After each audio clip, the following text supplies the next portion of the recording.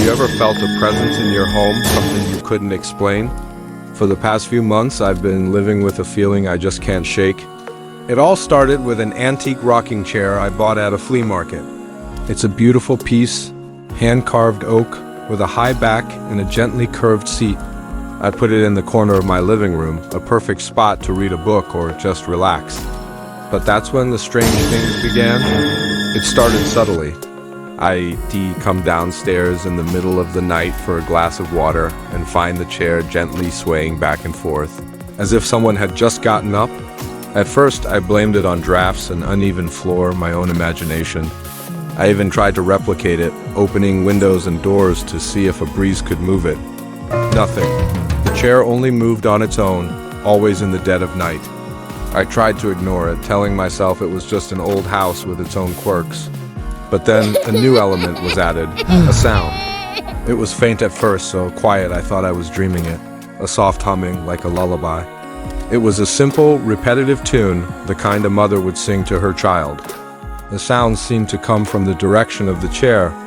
Every night around 3 a.m., the rocking would start, and soon after the humming would follow.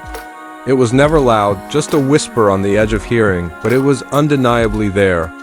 My dog Buster noticed it too.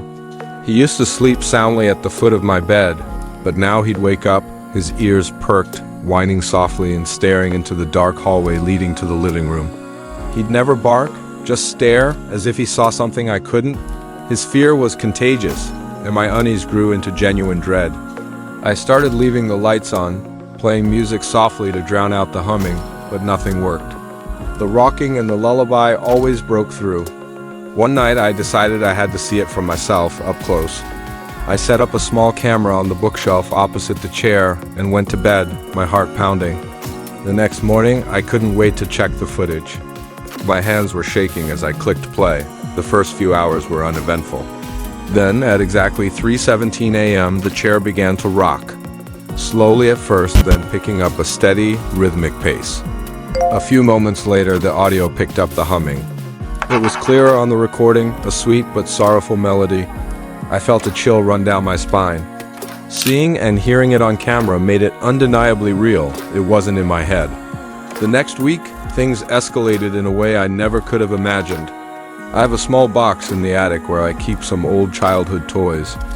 I hadn't opened it in years. It contains a few stuffed animals, a worn-out teddy bear, a wooden block set, and a little music box. One morning, I came downstairs to find the attic door, which is always bolted, slightly ajar.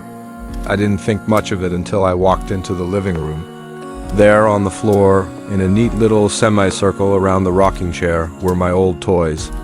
The teddy bear was propped up against one leg. The wooden blocks were stacked in a small tower beside it, and the music box was sitting right in front. It was as if a child had carefully arranged them for playtime. My blood ran cold. How did they get there? I live alone. No one else has a key. I ran up to the attic, and sure enough, the toy box was open, its contents gone. I felt like I was losing my mind. I packed the toys back in the box, dragged it back to the attic, and made sure the bolt was secure. I told myself there had to be a rational explanation. Maybe I was sleepwalking, though I'd never done that before. But the next morning, it happened again. The toys were back, arranged in a slightly different pattern around the chair. This time, the music box was open, and as I got closer, it started to play its tinny little tune, mingling with the last echoes of the phantom lullaby. The most unsettling part of all this is that I've never had children. I've never been married. There has never been a baby in this house, at least not since I've lived here. The lullaby, the toys, the gentle rocking, it all points to a mother and a child. But there isn't one. Who is this presence in my house? Is it a lost spirit? A mother eternally trying to soothe a baby that isn't there? I contacted a local historian to research the house. It turns out, almost a century ago, a young family lived here. They had a baby girl who tragically passed away from an illness in her first year. The mother, consumed by grief, spent her days in the living room, rocking in a chair just like mine, humming the same lullaby her own mother had sung to her. She would surround herself with the baby's toys, unable to let go. She passed away in the house a few years later, they say, of a broken heart. Now I understand. The spirit in my house isn't malicious. It's a grieving mother, caught in a loop of sorrow, forever tending to the ghost of her child. The chair isn't just an object. It's a vessel for her memory, her love, her unending pain. The toys aren't a threat. They are an offering, a desperate attempt to create a nursery that no longer exists. I don't know what to do. How do you ask a ghost to move on?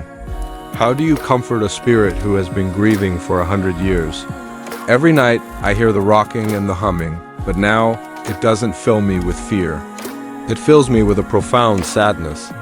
I've started talking to her, telling her that her baby is at peace, that it's okay for her to rest too.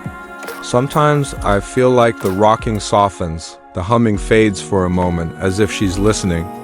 I haven't moved the chair, I can't bring myself to. It feels like I would be taking away the last piece of comfort this sorrowful spirit has, so I live with it.